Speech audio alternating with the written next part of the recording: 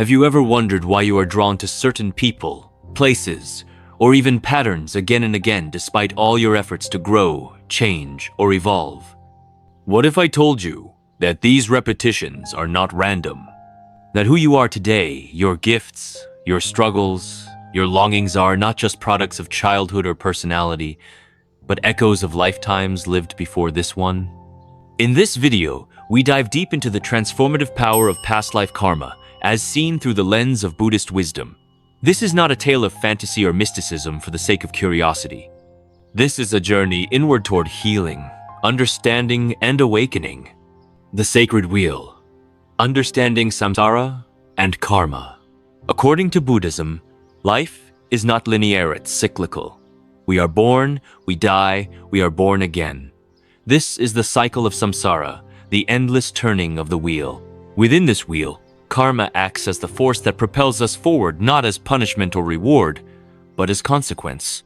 Every thought, every action, every intention plants a seed. Some sprout in this life. Others wait until the conditions are right in future incarnations. The Buddha did not teach this as a theory to be believed, but as a pattern to be observed.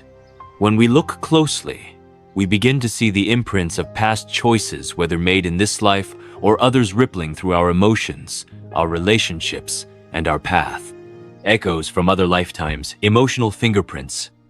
Let me tell you about Anna, a meditation student I once guided.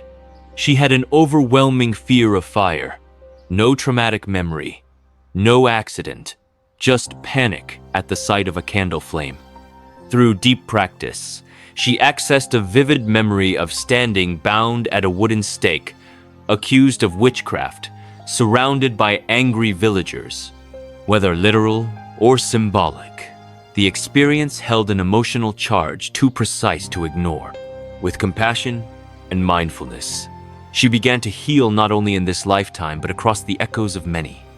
Buddhism refers to these hidden imprints as samskaras, mental impressions carried by the subtle stream of consciousness.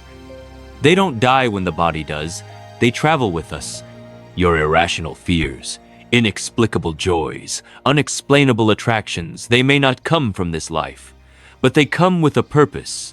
Repetitive life patterns, the karma of unfinished lessons.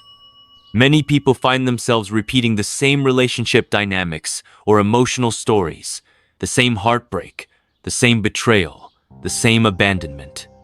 This isn't bad luck. It's unresolved karma, spiritual thread asking to be completed. If you keep attracting emotionally unavailable partners, perhaps it's because, in a past life, you abandoned someone who loved you deeply. If you constantly seek validation, perhaps you once misused power and now carry the weight of regret. The Buddhist approach isn't to wallow in the past, but to wake up in the present. What pattern are you repeating? And what lesson is hidden in its repetition? Gifts from the past, vasanas and talents. Not all karma is painful. Some of it is precious. That child prodigy playing Mozart by ear, that teenager who meditates like a seasoned monk, that person who walks into a temple and feels like they've come home. These are not coincidences. In Buddhist psychology, they are vasana, subtle tendencies or inclinations carried across lifetimes. You may have been a teacher, a healer, a leader, a monk. That wisdom doesn't disappear. It waits. You are not starting from scratch, continuing a sacred journey. The hermit and the warrior, archetypes of the soul. There are those who prefer silence over noise, solitude over company. These are the hermit souls who have spent lifetimes in monasteries, caves, or cloisters. Their current introversion is not dysfunction. It is memory. And then there are the warriors, fierce, strategic, passionate about justice. Their energy often manifests in activism, martial arts, or fierce protection of others. They carry karma from lives as soldiers, protectors, revolutionaries. When integrated, the hermit becomes the sage, the warrior becomes the guardian of compassion. But when unconscious, both can become trapped in escapism, the other in conflict. The key is awareness, Awakening through pattern recognition. You don't need to remember your past lives in detail, but you do need to pay attention to the patterns. What wounds keep reopening? What roles do you always play? What truths do you avoid? These are not accidents. They are invitations, each one a doorway to liberation. A woman once told me she always loses herself in relationships. Through meditation, she realized she had been a temple caretaker in past lives, always serving, never receiving. In this life, her soul's lesson was boundaries. Buddhism teaches us that insight doesn't require memory, it requires presence. Karmic relationships, love, pain, and lessons beyond time. Have you ever met someone and felt like you've known them forever? The pull is undeniable, the connection, immediate, and yet it may end in pain, confusion, or heartbreak. These are karmic relationships, not fantasy, not destiny, but spiritual contracts. Some souls return to complete what was left undone, some to challenge you, some to awaken you, and some to simply remind you who you are. Buddhist masters call these Kalyana Mitra spiritual friends. They may walk with you for a moment or a lifetime, but their purpose is the same, to move you toward liberation.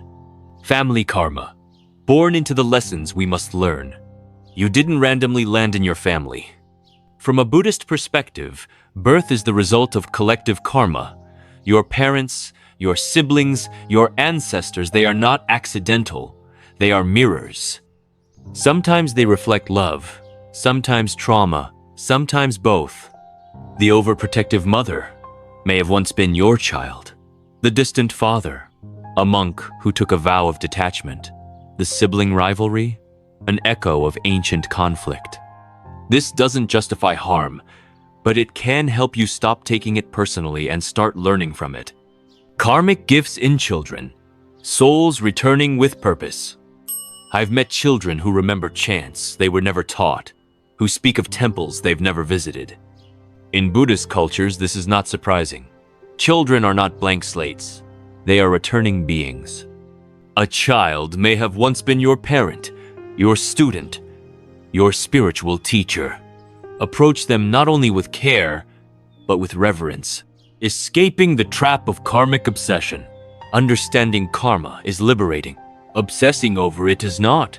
Some seekers become consumed by past life identities. I was a priestess. He was my twin flame. We have ancient soul contracts. Observe. Don't cling. Dream journaling. Track symbols and feelings. They often reveal recurring karmic themes. Mantra chanting. Certain syllables awaken spiritual memory. Mindful living. Notice your reactions. They point to past imprints. The goal isn't to get stuck in the past, but to free yourself in the present. Transcending karma. The wheel and how to step off it. The Buddha didn't teach karma so we could decode it like a puzzle. He taught it so we could transcend it.